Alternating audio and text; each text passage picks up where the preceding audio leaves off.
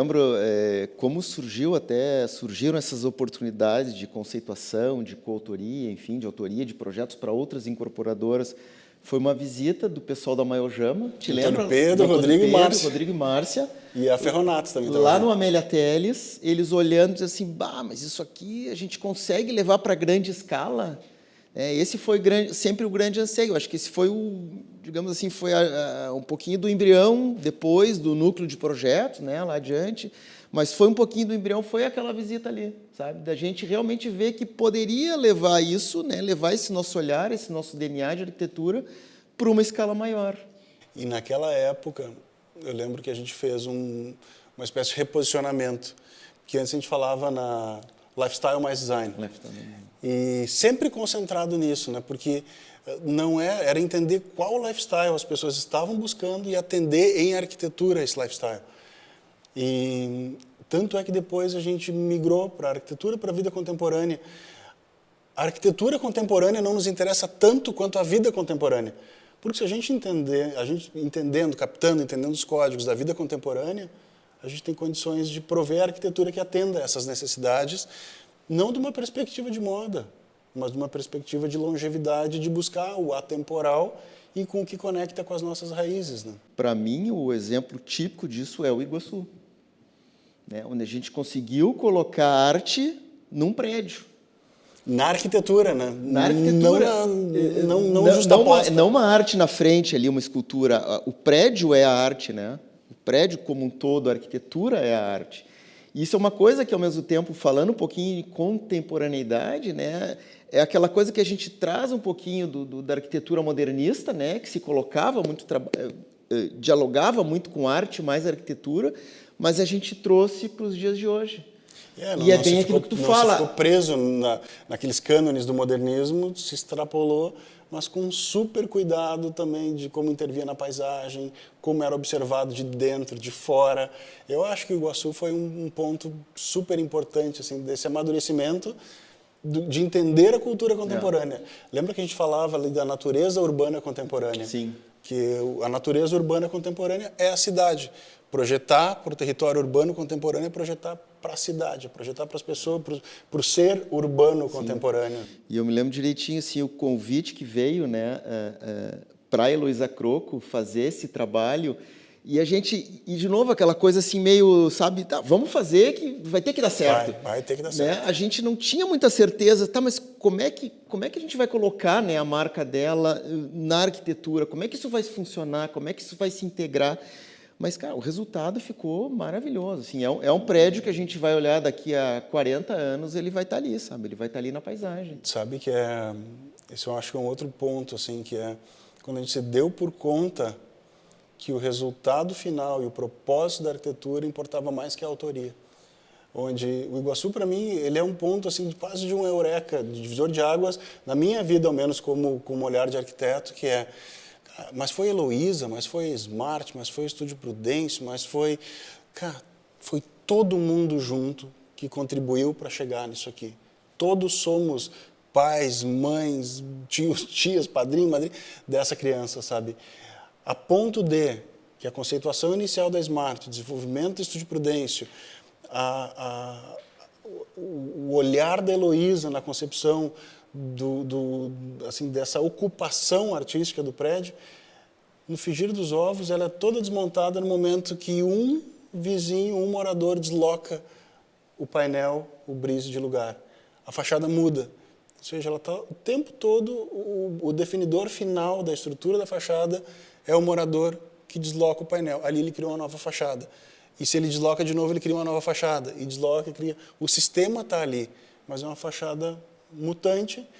E isso eu acho que a gente nunca falou muito, assim, mas do Iguaçu, para mim, uma coisa que fica é pensar que daqui a milhares de anos, uma civilização muito mais avançada que a nossa vai ver a ruína do Iguaçu e vai ver aqueles painéis metálicos e vai pensar, que alfabeto é esse?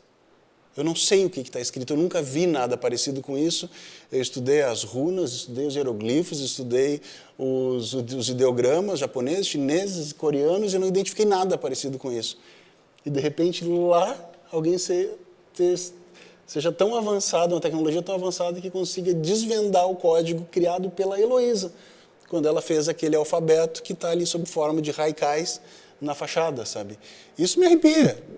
Chega a ser uma viagem absoluta, mas eu acho que assim, a gente está conectado com a arquitetura, com a arte, se permitir essa sensibilidade, de repente se dá o luxo de que a gente está ali escrevendo algo que nem a gente sabe, mas a nossa sensibilidade de alguma forma traduz, propõe e traz, né, cria desejo, cria vontade em pessoas que vão querer olhar de fora e tentar elas mesmas desvendar, e de dentro sabendo que a primeira parede visível do apartamento é uma obra de arte da Heloísa Crocco.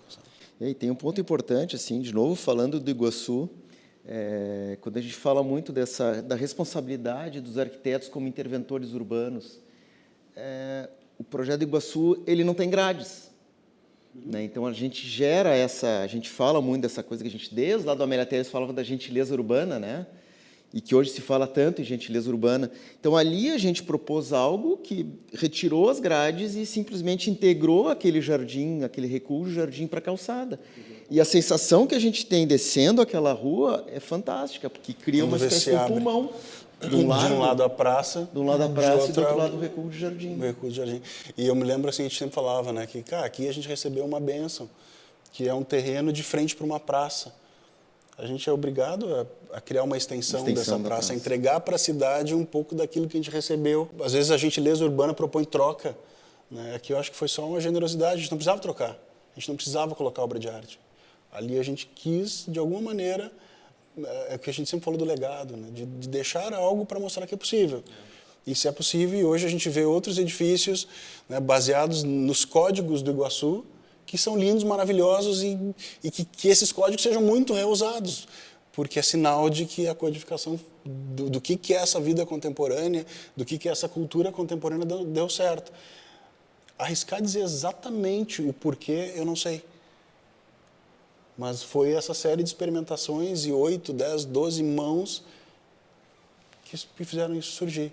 E eu acho que, às vezes, a gente, como autores, se dá conta que nem sempre a gente tem todas as respostas, mas que reúne no time a sensibilidade necessária para isso, isso também é muito bacana, sabe? Porque faz com que aquilo seja único.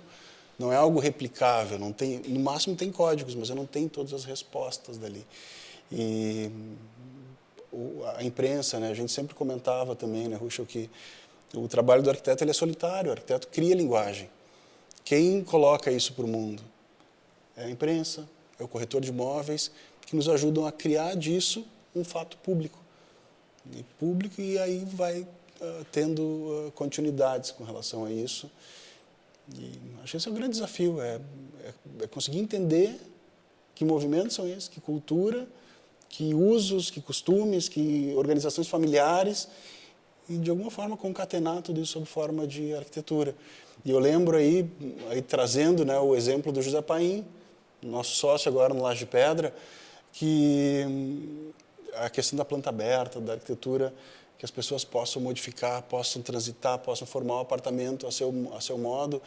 Isso aí é, ao mesmo tempo, carregar uma carga hercúlea de trabalho em personalização, mas é dar a segurança de que cada um contemplou ali exatamente a vida que aspirava.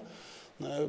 No Iguaçu foram 16 apartamentos, no Amélia Teles foram 8, no Iguaçu 16, no Porto agora 26, e sempre mantendo esse contexto para que cada um chegue aqui e entenda que não é uma casa padrão, é a sua casa, o seu desejo, as suas peculiaridades. Né?